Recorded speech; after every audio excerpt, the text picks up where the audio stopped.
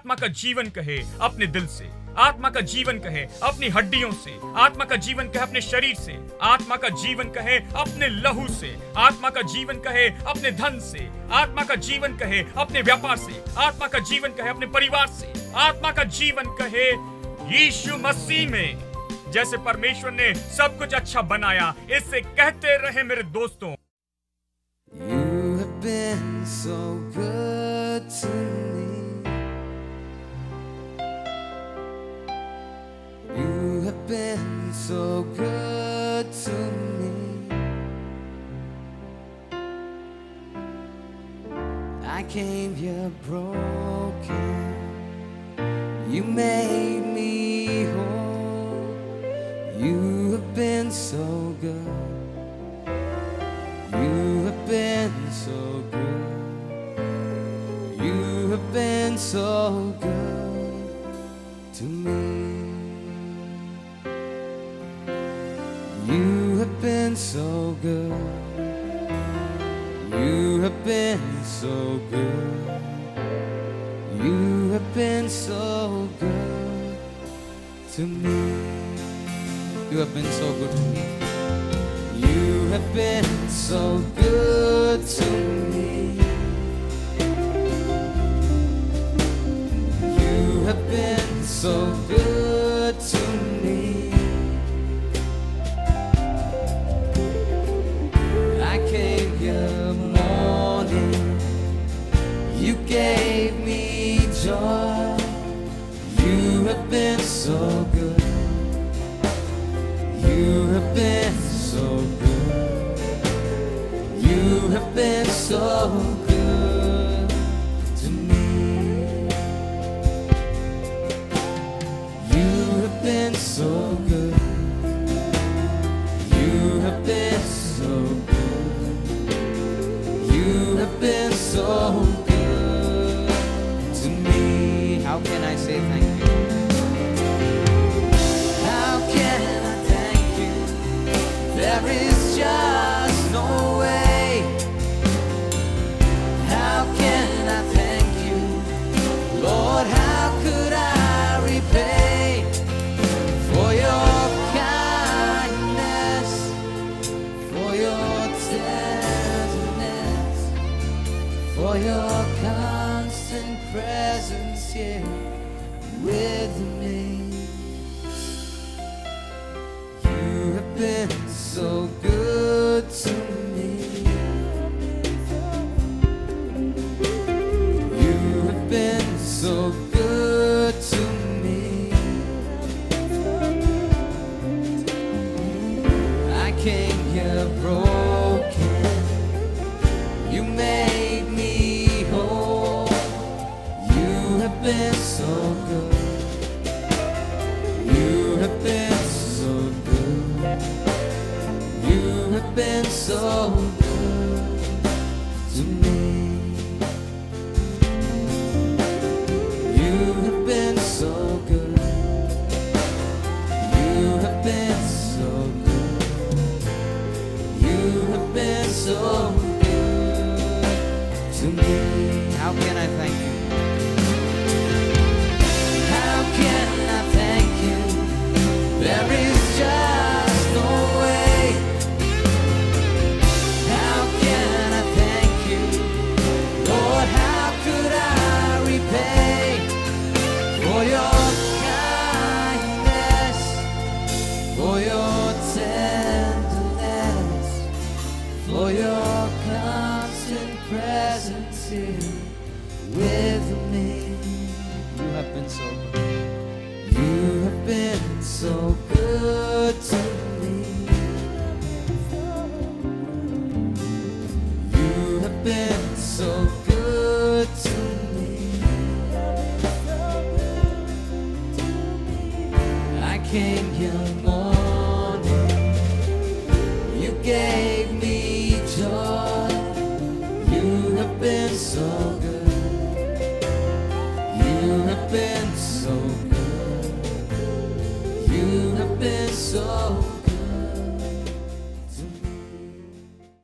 Sam P Chelladurai के द्वारा आयोजित फुल गॉस्पेल बाइबल कॉलेज के एडमिशन्स अभी आपके लिए उपलब्ध हैं। कक्षाएं 12 जनवरी 2015 से शुरू होंगे।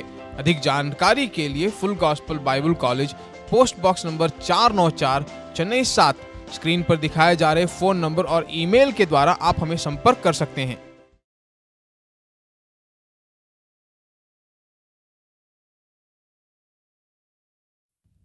जिसने बीमारी को जीवन दिया वो परमेश्वर नहीं है। हेलो, परमेश्वर केवल जीवन का आत्मा देता है। उसने जो भी बनाया सब अच्छा था, उसने कभी बुरा नहीं बनाया। जो जीवन की आत्मा देता है, जो भी बीमारी और मृत्यु और पाप और ये सारी चीजें, ये शैतान से आती है। परमेश्वर तो जीवन देने वाला है। और मैं आपसे कहता हूं, जीवन की आत्मा की व्यवस्था वो इस जीवन से महान है जो शैतान ने इसमें फूंकी है। ये बुराई जो शैतान ने लाई है, ये जो उसने लाया है, ध्यान भटकाना और गड़बड़ी जो भी उसने संसार में लाया है, शैतान ने ये सब लाया है। ये परमेश्वर की रचनात्मक शक्ति से बढ़कर नहीं, ये उस आत्मा के जीवन से बड़ी नहीं जो परमेश्वर से आती है। यानी जो जीवन की आत्मा परमेश्वर से आती है वो महान है बीमारी के जीवन से। हेलो, इसलिए यीशु के नाम में जब आप बीमारी को जाने की आज्ञा देते हैं, उसमें सामर्थ है। इसलिए लोग चंगे होते हैं क्योंकि यीशु के नाम में सामर्थ है। आपके मुंह से जीवन की आत्मा निकलती है जब आप यीशु का नाम कहते हैं। जब आप कहते हैं यीशु के नाम में बीमारी मैं तुझे निकालता हूं, उस बीमारी में जो सामर्थ और जीवन है वो परमेश्वर के वचन की जो सामर्थ है उसके जीवन है, उसकी तुलना में कुछ भी नहीं है। प्रभु का वचन जीवन और सामर्थ से भरा है। आमीन। यानी यहां पर का हर एक व्यक्ति इस दुनिया में, इस बुरे संसार में, ऐसा संसार जो समस्या और मुश्किलों से भरा है, हम आजाद किए गए हैं पाप और मृत्यु की व्यवस्था से, यीशु मसीह में जीवन की व्यवस्था के द्वारा। इसका अर्थ है, प्लीज समझ ले, इसका अर्थ है जब हम इस संसार में रहते हैं जहां पाप और मृत्यु अधिकार करती है, हम में योग्यता है कि जीवन कहे, हम में योग्यता है कि प्रभु का वचन ले और मसीह यीशु में जीवन की आत्मा को काम करने दे। उस परिस्थिति में बीमारी के बीच में हम योग्यता रखते हैं कि हम जीवन कहें, और तंदुरुस्ती उस शरीर के लिए अधोगति के बीच में हम में योग्यता है कि हम चंगाई कहे, बल कहे, सामर्थ कहे, लहू को, हड्डी को और शरीर को हम में योग्यता है कि कहे जैसे परमेश्वर ने कहा है। परमेश्वर के वचन में जीवन का आत्मा है। और जब आप इसे समझते हैं, जब आप परमेश्वर का वचन लेते और उसे कहते हैं और हमेशा उसे कहते जाते, आत्मा का जीवन जो आपसे निकलता है प्रभु के वचन के अंगीकार के द्वारा, वो बीमारी पर जय पाएगा और चंगाई और पुनः गठन और भलाई लाएगा। आमीन। अब चंगाई केवल एक उदाहरण है, आप बाकी सब ले सकते हैं। यह आपके जीवन में बाकी सारी बातों में लागू होता है, यह पैसों की बातों में लागू होता है,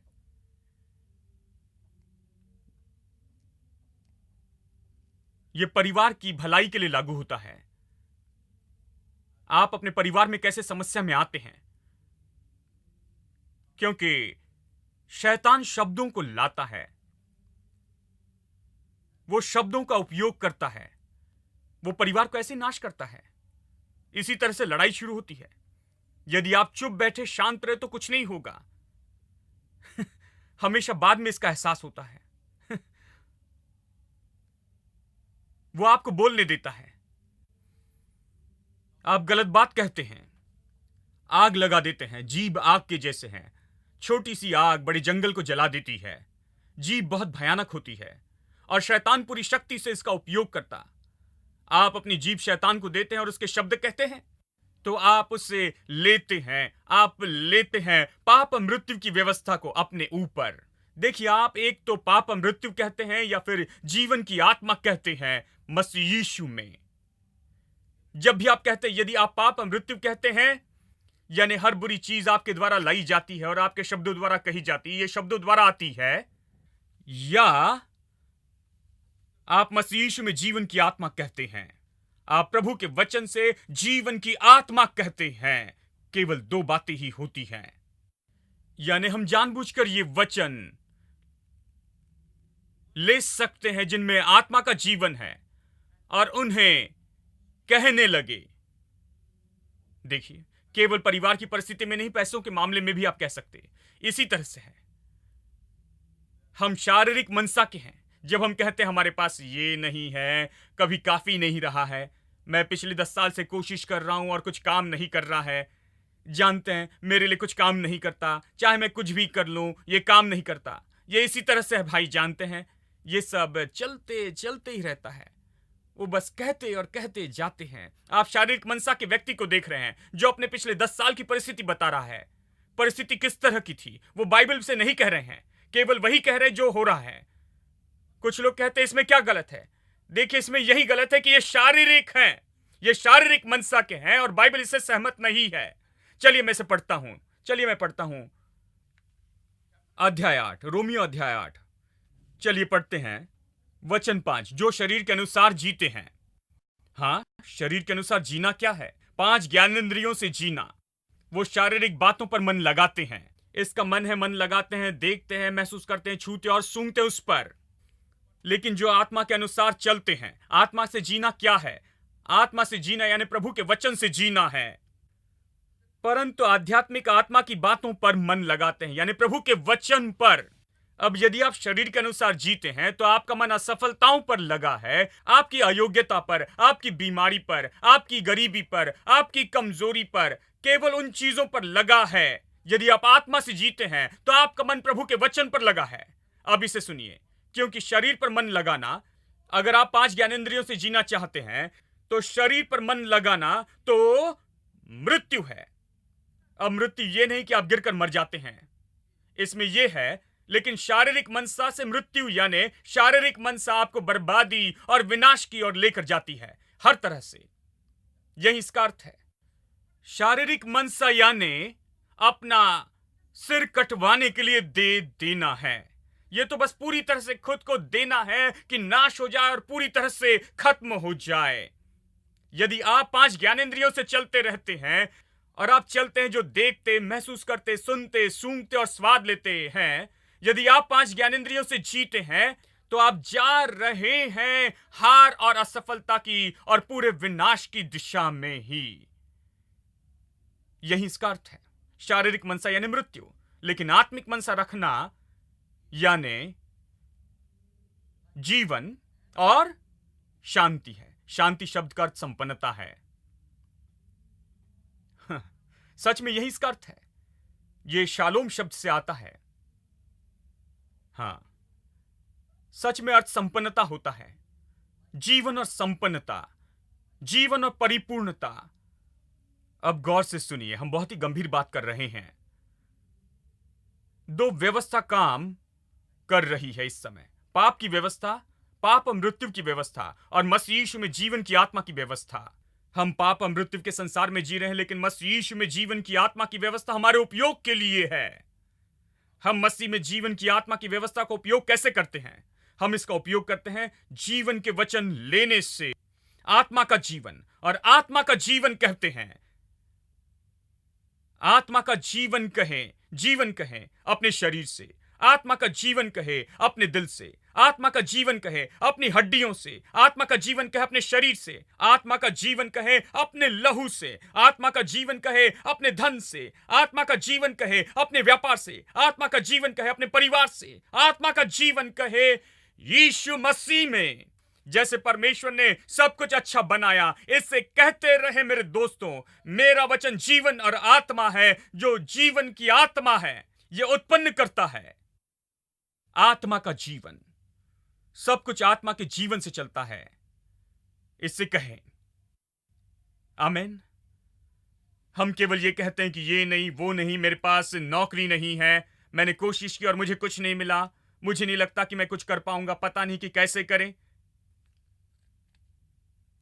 इसका अर्थ है कि प्रभु वचन जो कहता है उसकी ओर ध्यान नहीं देते हैं कि मेरा परमेश्वर अपने महिमा के धन के अनुसार मेरी हर एक जरूरत पूरी करेगा, जरूरत पूरी करेगा। एक बार मैं एक बहुत गरीब देश में गया था, वहां चल रहा था, और बाकी सारे देशों जैसी वो था, सभी जगह झुग्गियां थी, जानते हैं, गंदी जगह और गंदी सड़कें और ऐसे सब कुछ था।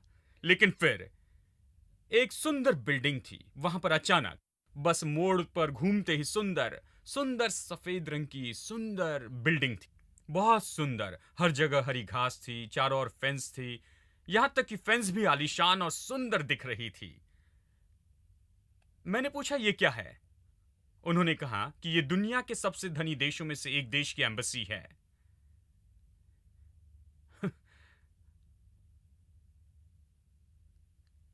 आप देखते ही बता सकते थे कि ये यहां के नहीं, कहीं और के हैं, इसलिए ऐसे रहते हैं। ये संसार के सबसे धनी देश में से एक देश की एम्बेसी है।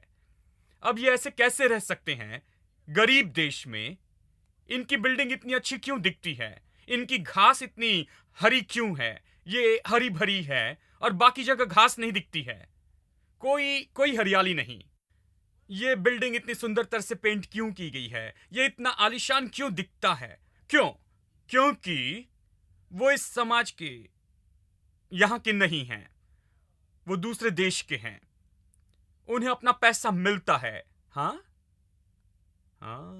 मेरा मुद्दा तो बस यही है। उसका पैसा महीने के पहले तारीख को आ जाता है, सारी चीजों के लिए, उस धनी देश से जिसका वो है। वो दूसरे देश का नागरिक है, वो इस देश में राजदूत जैसे रहता है। यानी वो राजदूत है, इसलिए वो इस देश की अर्थव्यवस्था से नहीं जीता है। यदि वो इस देश की अर्थव्यवस्था से जीता तो रिक्शा से जाता, जानते हैं? ये अर्थव्यवस्था इतना ही दे सकती थी। वो इस अर्थव्यवस्था से नहीं, अपनी अर्थव्यवस्था से जीता है। वो अपनी कार लेकर आए, वैन लाएं, अच्छे से पार्क की है और अच्छे से कवर पार्किंग में है, वो बहुत सुंदर दिखाई देती है। कोई ऐसी कार खरीद नहीं सकता क्योंकि उसका देश धनी था। उन्होंने इसे सब कुछ दिया है, अच्छी बड़ी तनख्वाह और सब कुछ दिया है। पूरे आराम से और वैभव में रहते हैं क्योंकि वो उस देश के हैं जो धनी देश है। हेलो, आप में से कितने लोग जानते हैं कि आप इस संसार में किसी देश के नागरिक हो सकते हैं, लेकिन आपकी यहां की नागरिकता से पहले ही आप तो सबसे पहले परमेश्वर के राज्य के नागरिक हैं। और बाइबल कहती है कि आप और मैं यहां पर यीशु के लिए राजदूत हैं। अर्थव्यवस्था पर दोष न दे, ये न कहे कि हाँ भाई देखिए यहां इस तरह से है, जानते हैं। मैंने कहा कुछ समझ रखिए। आप समझ नहीं रख रहे हैं, ये समझ का ज्ञान नहीं है, ना समझ है। ओ ये काम नहीं करेगा, आप जो सुसमाचार प्रचार कर रहे हैं वो अलग सुसमाचार है। हम वो सुसमाचार प्रचार कर रहे हैं, ये कंगालों के लिए है मेरे दोस्तों। यदि मैं सबसे गरीब गांव में जाऊं तो यह सुसमाचार प्रचार करूंगा। यीशु ने कहा कि प्रभु ने मुझे कंगालों को सुसमाचार प्रचार करने के लिए अभिषेक दिया। कंगालों के लिए क्या सुसमाचार है? कंगालों के लिए सुसमाचार यह है कि मेरा परमेश्वर अपने महिमा में धन के अनुसार मेरी हर एक जरूरत पूरी करेगा मसीह यीशु में। इससे मैं और क्या भला कर सकता हूं कि मैं उस गरीब गांव में जाऊं और उन्हें यह प्रचार करके बताऊं, देखिए आप सब गरीब हैं, प्रभु की स्तुति हो क्योंकि धन्य वे जो कंगाल हैं। इसके लिए प्रचारक की क्या जरूरत है? इसके लिए सेमिनरी पढ़ाई की क्या जरूरत है? इतने साल कॉलेज, यूनिवर्सिटी और सेमिनरी में पढ़ाई की क्या जरूरत है? इसके लिए कि कंगालों से ये कहें कि तुम धन्य हो? मैं यहां उन्हें यह बताने के लिए हूं कि परमेश्वर ने उनके लिए क्या किया है यीशु मसीह में और उसके द्वारा। उसने आपको छुड़ाया है गरीबी के उस राज्य से, पाप और मृत्यु की व्यवस्था से, उस व्यवस्था से बीमारी, कमी, गरीबी और घटी और पर्याप्त न होना और ये सब कुछ जो बुरा है, उसने आपको छुड़ाया और अपने प्रिय पुत्र के यीशु मसीह के राज्य में लाया है। यह सुसमाचार है। आप यहां राजदूत हैं, आप सबसे धनी राज्य के हैं, सबसे। आप यहां प्रभु के प्रतिनिधि हैं। आमेन। प्रभु के प्रतिनिधि जैसे दिखें, प्रभु के प्रतिनिधि जैसे जिएं, अलग तरह के व्यक्ति रहें। जब लोग आपको देखें तो जान ले कि आप यहां के नहीं हैं, आप दूसरी जगह से आए हैं, आप दूसरी जगह के हैं। बाइबल कहती है कि मेरे पास रखने के लिए जगह नहीं होगी, मैं इतना भर जाऊंगा कि मेरे भंडार उमड़ते रहेंगे, मेरे खत्ते भरपूरी में भरे रहेंगे, और आज जो मेरे पास है उससे 1000 गुना मेरे पास होगा, क्योंकि मेरा परमेश्वर मेरी हर जरूरत पूरी करेगा अपने महिमा में धन के अनुसार मसीह यीशु में। मैं आपकी अर्थव्यवस्था से नहीं जीता, मैं किसी अर्थव्यवस्था से नहीं जीता। इसका यह अर्थ है कि यदि आपके लिए सब कुछ बुरा है तो मेरे लिए बुरा ही होगा? नहीं, मैं स्वर्ग की अर्थव्यवस्था से जीता हूं, मैं परमेश्वर के राज्य की अर्थव्यवस्था से जीता हूं। उस अर्थव्यवस्था में कभी कमी नहीं होती है, कभी मंदी नहीं आती है, कभी गरीबी नहीं होती है, कभी कमी और घटी नहीं होती है, हमेशा भरपूरी है। मैंने निर्णय लिया कि मैं शारीरिक मन का होकर यह निर्णय नहीं लूंगा कि मेरे पास ये नहीं है, क्या नहीं है, जो नहीं है वो नहीं कहूंगा, और गरीबी का गीत गाते हुए खुद पर दया करते हुए जाकर ये नहीं कहूंगा कि मेरे पास ये नहीं है। मैं तो बस प्रचारक हूं, एक भाई ने कहा। मैंने कहा प्लीज प्रचारक मत बनिए,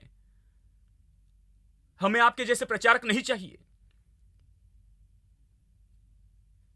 यदि प्रचारक होना है तो स्वर्ग के राजदूत हो जाएं, प्रभु के राज्य के राजदूत हो जाएं, अपना सिर उठाकर बैठें और लोगों को प्रचार करें प्रभु का राज्य, और कैसे प्रभु का राज्य यहां पर है, यह उनके लिए है कि इससे पाएं। आइए हम सब खड़े हो जाएं। आमीन। वचन ही आत्मा है, जीवन का आत्मा है। जब आप वचन कहते हैं तो आप जीवन का आत्मा कहते हैं जो रचनात्मक है। आपके लिए नया भविष्य बनाइए, अपने लिए अलग तरह का घर बनाइए, अपने लिए अलग तरह का जीवन बनाइए। पाप और मृत्यु की व्यवस्था के दबाव में न रहे। पाप और मृत्यु की व्यवस्था को दबाए यीशु मसीह में जीवन की आत्मा की व्यवस्था से। शारीरिक मनसा के ना हो, उसके बहाव में ना आए, आत्मिक मनसा के हो। आमीन। पिता परमेश्वर यीशु के नाम में हम प्रार्थना करते हैं। धन्यवाद पिता तेरे वचन के लिए, अद्भुत वचन के लिए धन्यवाद। हमारे छुटकारे के बारे में यह इतना असली है कि हमें बस विश्वास करना है कि यह असली है। हम जीवन के वचन कहते हैं क्योंकि जीवन की आत्मा है। यही तो हमें उठाती है। जब हम आशाहीनता कहते हैं, समस्या कहते हैं, तो उस समस्या से बाहर निकलने का कोई मार्ग नहीं है, इस परिस्थिति से निकलने का रास्ता नहीं, उससे ऊपर आने का रास्ता नहीं है। हम फंस जाते हैं। लेकिन जब हम प्रभु का वचन कहते हैं तो हम इन सारी चीजों के ऊपर आ सकते हैं और विजय पा सकते हैं। प्रभु प्रार्थना करता हूं कि लोगों के दिल में सच्चाई पर मुहर लगा और ये दिल में लिखी जाए, और इन चीजों का प्रकाशन लोगों के दिल में और मन में उदय हो, और लोग विजय में चले और भरपूरी में, और इस प्रकाशन की आशीष में चले। अब जबकि हम चंगे हो चुके हैं, हम घोषित करते हैं कि ये लोग चंगे हैं यीशु के नाम में। बीमारी यीशु के नाम में अभी चली जाए, यीशु के नाम में। सिर से लेकर पैर के तलवे तक ये चंगे हो जाएं, परिपूर्ण हो यीशु के नाम में। हम घोषित करते चंगाई, भलाई, आशीष और संपन्नता और प्रभु की आशीषों की भरपूरी। हम हर कमी और घटी को निकाल देते हैं, और हर चीज जो उन्नति के बीच में खड़ी रहती है, हम हर रुकावट के बंधन को तोड़ देते हैं जो शैतान ने बीच में रखे हुए हैं, और सारी मानसिक रुकावटें जो बीच में आती है, जो प्रभु ने किया उसके सामने कुछ खड़ा नहीं रह सकता है। प्रभु ने घोषित किया है कि वो हमारा उद्धारक और प्रभु और छुड़ाने वाला है, और हमारा सब कुछ है, वो हमेशा के लिए यही रहेगा यीशु के नाम में। तो हम लेते हैं चंगाई, आशीष और शांति और आनंद यीशु के नाम में। हम तुझे सारी महिमा देते हैं, यीशु के नाम में प्रार्थना करते हैं, आमीन। सैम पी चलुदरे के द्वारा आयोजित फुल गॉस्पेल बाइबल कॉलेज के एडमिशन्स अभी आपके लिए उपलब्ध हैं। कक्षाएं 12 जनवरी 2015 से शुरू होंगे। अधिक जानकारी के लिए full gospel Bible college, post box number 494, Chennai 7, screen पर दिखाए जा रहे फोन नंबर और ईमेल के द्वारा आप हमें संपर्क कर सकते हैं। Where the once was only hurt, He gave His healing hand. Where the once was only pain, He brought comfort like a friend. And I feel the sweetness of His love, piercing my darkness.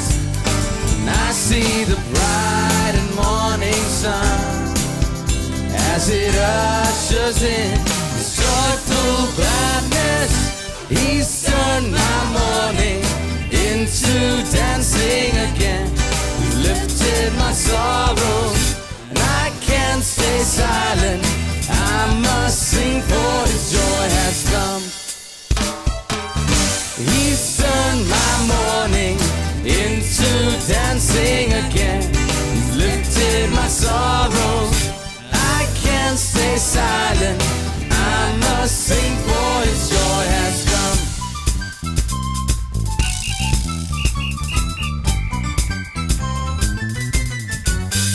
Where there once was only hurt, He gave His healing hand.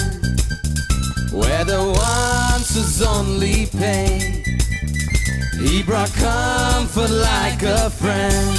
And I feel the sweetness of His love piercing my darkness. And I see the bright and morning sun as it ushers in His joyful gladness. He's turned my morning into dancing again. He's lifted my sorrows, and I can't stay silent. I must sing, for His joy has come. He's turned my morning into dancing again. He's lifted my sorrows, and I can't stay silent. I must sing, for His joy has come. Your anger lasts for a moment in time, but Your favor is here and will be on me for all my lifetime. He's turned my morning into dancing again. He's lifted my sorrows, and I can't stay silent. I must sing. Everyone, you've turned my morning into dancing. You've turned my morning into dancing again. You've lifted my sorrows, and I can't stay silent.